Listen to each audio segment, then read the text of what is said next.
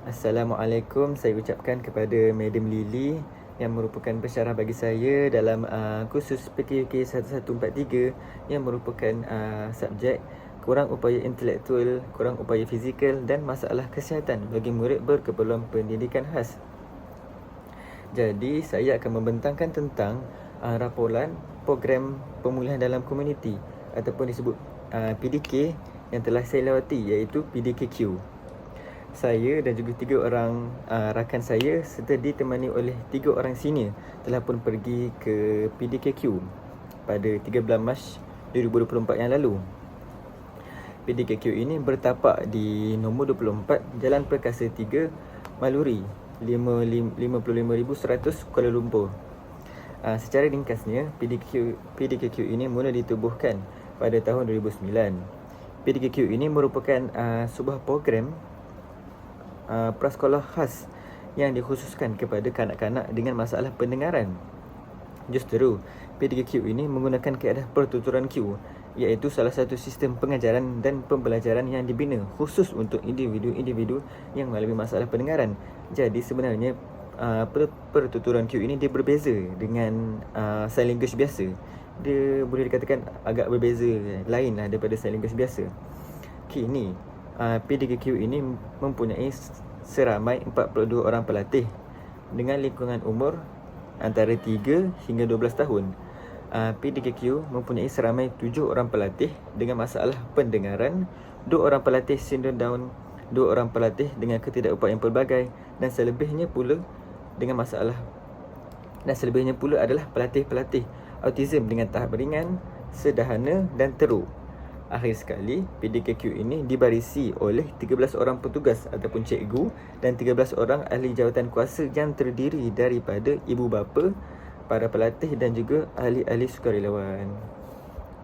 Objektif PDKQ ini ialah di mana visi mereka adalah pendidikan awal yang berkualiti demi masa hadapan pembangunan kanak-kanak OKU ini.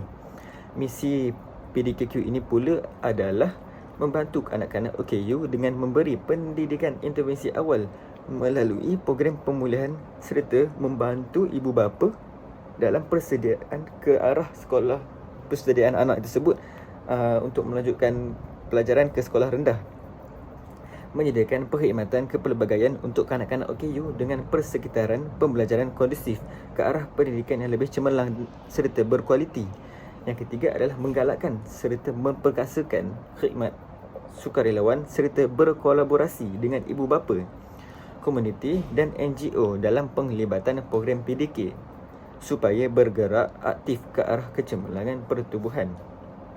Dalam laporan ini, saya akan menerangkan tentang 3 benda. Yang pertama adalah aspek pengurusan PDK, yang kedua adalah latihan yang disediakan oleh PDK dan yang ketiga adalah cadangan penambahbaikan yang dapat dibuat kepada PDK tersebut.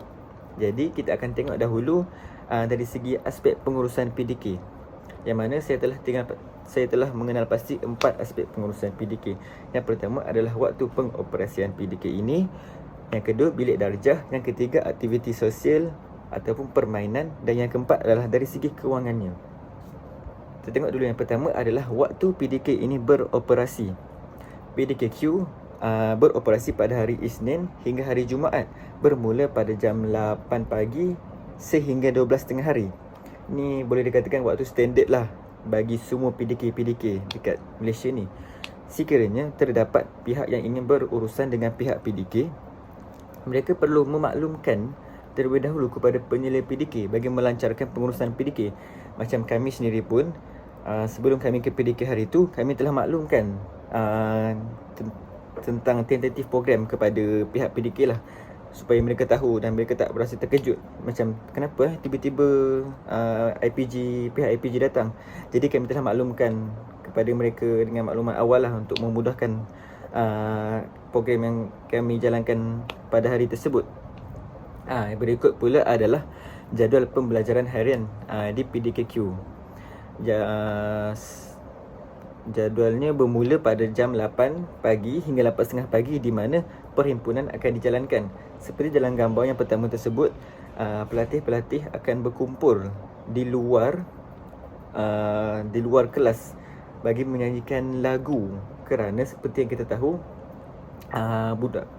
pelatih-pelatih di sini terdiri daripada pelatih autism.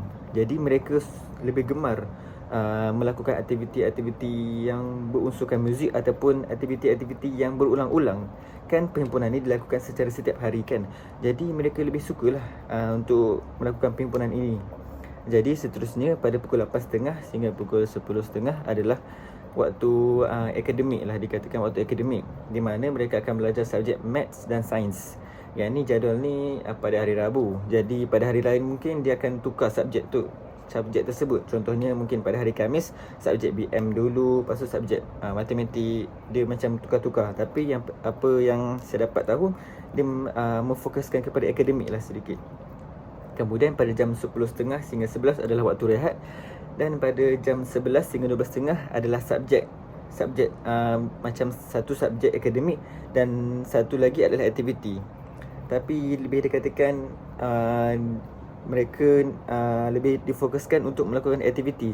Kerana apa yang saya dapat tahu, apabila pelatih-pelatih di sini lepas rehat kan, mereka kenyang. Jadi mereka kurang tumpuan untuk belajar akademik. Jadi mereka lebih digalakkan untuk melakukan aktiviti-aktiviti ataupun permainan lah, boleh dikatakan aktiviti permainan.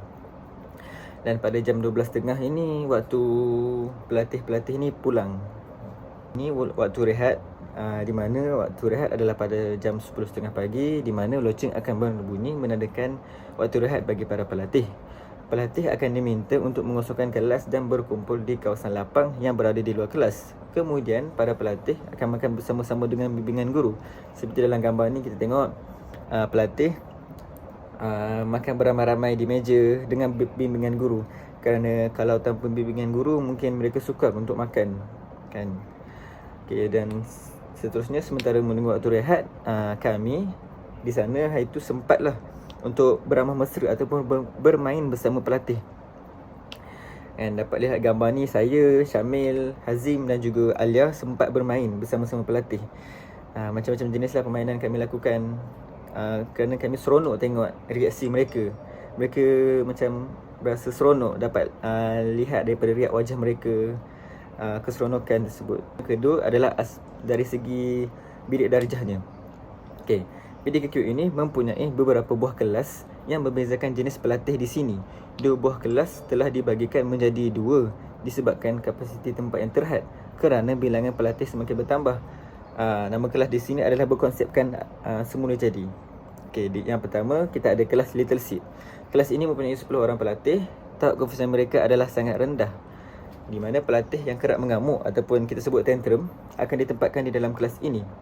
Sekiranya pelatih di dalam kelas ini mula menunjukkan peningkatan, jadi mereka akan ditransferkan ke kelas yang lebih tinggi, mana tahap yang lebih tinggi. Contohnya macam kelas kedua ni lah. Okay, kelas kedua pula adalah kelas Littlewood. Kelas ini mempunyai 8 orang pelatih. Pelatih-pelatih ini mempunyai tahap kefungsian yang lebih tinggi daripada pelatih-pelatih dalam kelas Little Seed, yakni kelas pertama tadi. Pelatih-pelatih pada tahap ini boleh mengenal huruf dan nombor. Walau bagaimanapun, pelatih mungkin sukar untuk menyebut huruf dan nombor tersebut. Mereka hanya sekadar kenal je nombor tersebut. Kelas yang ketiga pula adalah kelas Little Sunshine. Kelas ini mempunyai 5 orang pelatih. Tahap kefungsian kanak-kanak pelatih pada tahap ini adalah sederhana. Dan pelatih mempunyai keupayaan untuk mengenal dan menyebut huruf dan nombor. Nampak kan? Setiap kelas dia punya tahap kefungsian pelatih-pelatih di sini semakin meningkat. Seterusnya adalah kelas Little Star yang merupakan kelas 4 dan kelas 5. Kelas ni sebenarnya satu kelas je, tapi dia dibahagikan kepada 2 section kerana kapasiti tempat yang terhad lah kan. Okey, kelas ini mempunyai 6 orang pelatih. Tahap kefungsian mereka adalah sederhana. Pelatih boleh menyelesaikan tugasan yang diberikan oleh guru. Pelatih boleh memadankan perkataan dan gambar yang ditunjukkan. Kelas ini seperti yang saya cakap dibagikan kepada 2. Okey, yang terakhir adalah kelas 6 dan kelas 7, di mana kelas ini kelas junior dan kelas senior. Kelas ini mempunyai 11 orang pelatih. Tahap kefungsian mereka adalah tinggi. Pelatih mahir membaca dan mengira. Kelas ini dibahagikan kepada 2 bahagian, sama juga 2 section lah dikatakan. Dan kelas ini merupakan tempat khusus bagi terapi pertuturan dijalankan, di mana pelatih-pelatih dalam kelas ini boleh dikatakan kelas yang paling tinggi, kepuasan mereka sudah tinggi. Jadi mereka ini berpeluang untuk menyertai program pendidikan khas integrasi, iaitu PPKI. Seterusnya adalah dari segi aktiviti permainan dan juga aktiviti sosial dan juga aktiviti permainan, di mana PDKQ juga banyak membuat aktiviti sosial yang melibatkan pelatih-pelatih dengan penglibatan petugas. Aktiviti ini dijalankan dengan bantuan daripada petugas dan juga sokongan masyarakat. Yang pertama adalah aktiviti pengencaman warna, di mana aktiviti ini memerlukan pelatih untuk melompat ke dalam gelung dan memadankan bola-bola mainan mengikut warna yang sepadan. Kesannya, pelaksanaan permainan ini mampu membantu pelatih-pelatih untuk memperkembangkan lagi fungsi daya kognitif terhadap keupayaan diri untuk memproses maklumat, menakul dan mengingat. Dan pelatih tersebut akan lebih merasa yakin apabila terlibat dengan situasi yang memerlukan mereka untuk membuat keputusan, dan juga mengurangkan ketidakupayaan diri untuk menyeimbangkan koordinasi badan. Maafkan saya. Kerana apa? Kerana kan mereka perlu melompat dari satu gelung ke gelung yang lain. Jadi ia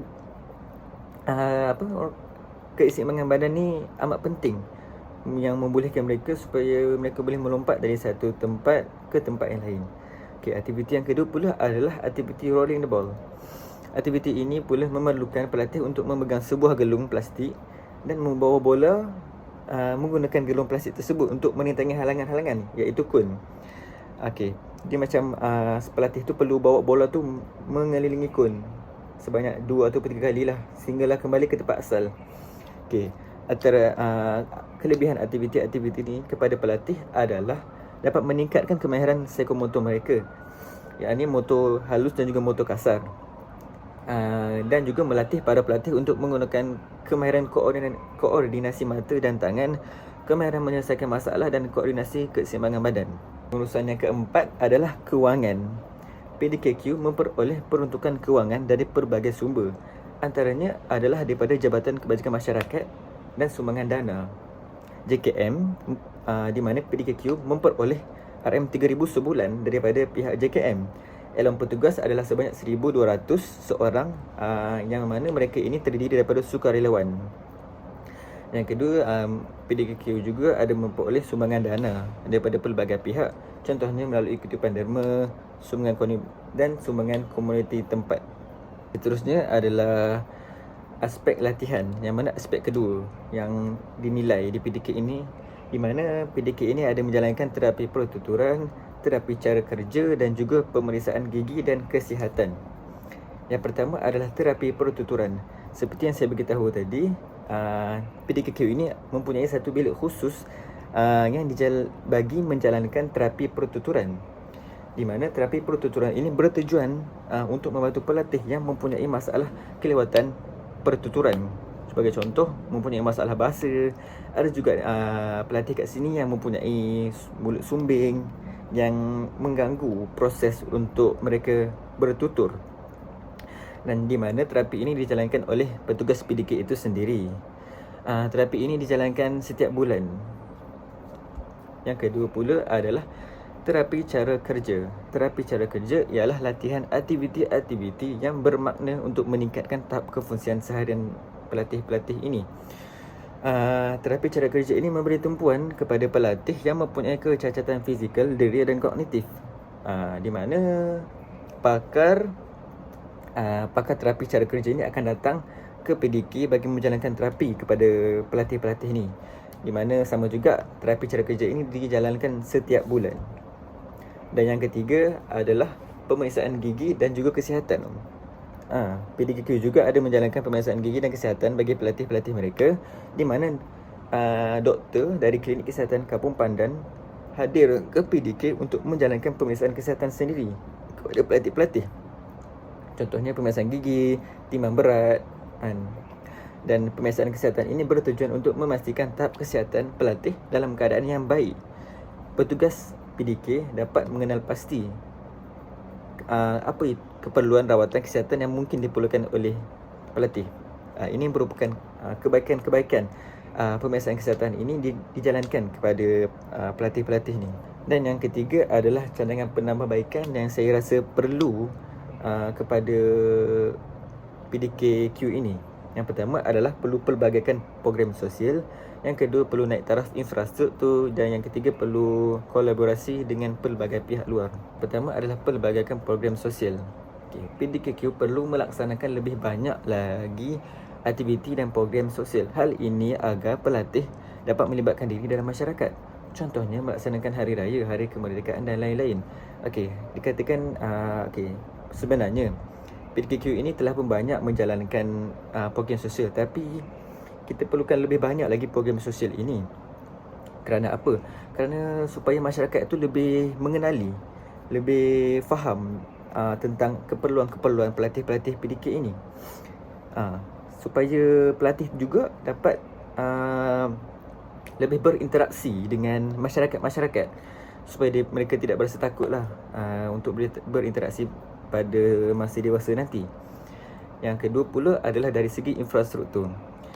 PDKQ ini merupakan sebuah rumah teres 2 tingkat yang mengambil lot hujung ataupun orang panggil corner lot. Dia ada sedikit ruang yang di mana keseluruhan ruang di tingkat atas dan juga tingkat bawah digunakan dengan maksimum. Maknanya itu ke waktu saya masuk dan juga rakan-rakan pun kami tengok masuk-masuk pun nampak macam agak padat sebenarnya dekat PDK ni.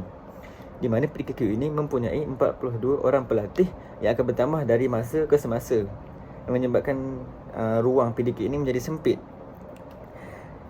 Bilik darjah pun perlu dipisahkan kan. Ada 2 bilik darjah yang telah pun saya bagi tahu tadi perlu dipecahkan menjadi 2. Disebabkan terhadnya ruang di PDK ini.